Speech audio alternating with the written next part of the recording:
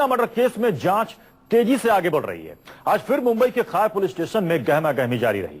Peter Mukherjee से आज फिर मुंबई पुलिस ने पूछताछ की है और सूत्रों के हवाले से खबर है कि पीटर मुखर्जी कई सवालों के जवाब देने से बच रहे हैं। खार पुलिस स्टेशन में संजीव और इंद्राणी की बेटी विधि भी वहां पर मौजूद है। पुलिस विधि से भी पूछताछ करेगी। आज फिर तीनों पतियों के सामने बिठा पुलिस का कहना है कि कई सवालों के गोलमोल जवाब दिए जा रहे हैं। रानी खन्ना और सिद्धार्थ दास। हमारे साथ दीपक दुबे हमारे संवाददाता इस वक्त जुड़ चुके हैं। दीपक, आज क्या क्या सवाल थे इंद्राणी के सामने, पीटर के सामने, संजीव के सामने और सिद्धार्थ के सामने? जी, जो मुंबई पुलिस सूत्र हमें बता रहे हैं, सबसे जो अहम सवाल है कि जिस तरीके से पीटर मुखर्जी का कहना था लेना देना नहीं है, ऐसे में जो बात अब निकलकर सामने आ रही है कि जब 2009 में जब कंपनी बनाई गई थी, उस वक्त शीना इंद्राणी जो थी वो सीईओ थी और उस वक्त जो डायरेक्टर की पदवी थी 5 लोग में, उसमें संजीव खन्ना का भी नाम था। ऐसे में सवाल खड़े करता है मुंबई पुलिस के सामने कि आखिर किस तरीके से अगर पीटर इंद्राणी मुखर्जी ने संजीव खन्ना को तलाक दे दिया था तो किस तरीके से डायरेक्टर की पदवी पर तैनात थे। ऐसे में ये मुंबई पुलिस के सामने जो सवाल है उसके जवाब तलाशने की कोशिश की जा रही है। वहीं जो सबसे अहम सवाल सिद्धार्थ से ये पूछा जा रहा है कि अगर सिद्धार्थ दास का ये कहना था कि वो शीना के संपर्क में था ही नहीं, लेकिन शीना की जो लेटर डायरी मिली उसमें साफ तौर पर यह जिक्र किया गया कि वो दोनों एक दूसरे के संपर्क में थे, एक दूसरे का ख्याल रखते थे, एक दूसरे के लिए चिंतित रहते थे। ऐसे में जो सवालों की फहरिस्त है मुंबई पुलिस से बनाई हुई, लगातार पूछताछ की जा रही है। क्या पैसों का ट्रांजेक्शन को लेकर विवाद हुआ था? संजीव विधि जो है जिसको पीटर ने गोद लिया हुआ है, संजीव की बेटी है विधि, उससे पूछताछ की जा रही है। सबसे अहम यह है कि क्या विधि को लालच दिया गया था? क्या संजीव को पीटर ने विधि ने अब तक क्या बताया है दीपक? कि जब मिखाइल की हत्या करवा दी जाएगी। दीपक, विधि ने अब तक क्या बताया है?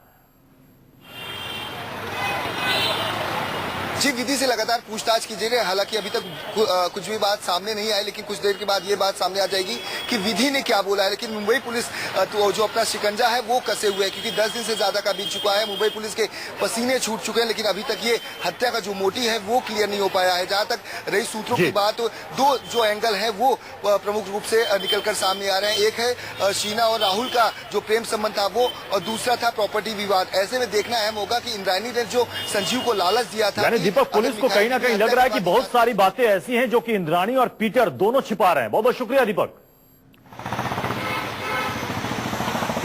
शीना बोरा हत्याकांड के जितने खुलासे हो रहे हैं वो ना सिर्फ चौंकाने वाले हैं, बल्कि ये सवाल भी खड़े करते हैं कि क्या कोई मां अपनी बेटी के साथ ऐसा कर सकती है? पुलिस के हाथ लगी इस डायरी में शीना का इंद्राणी के लिए प्यार और नफरत दोनों नजर आता है।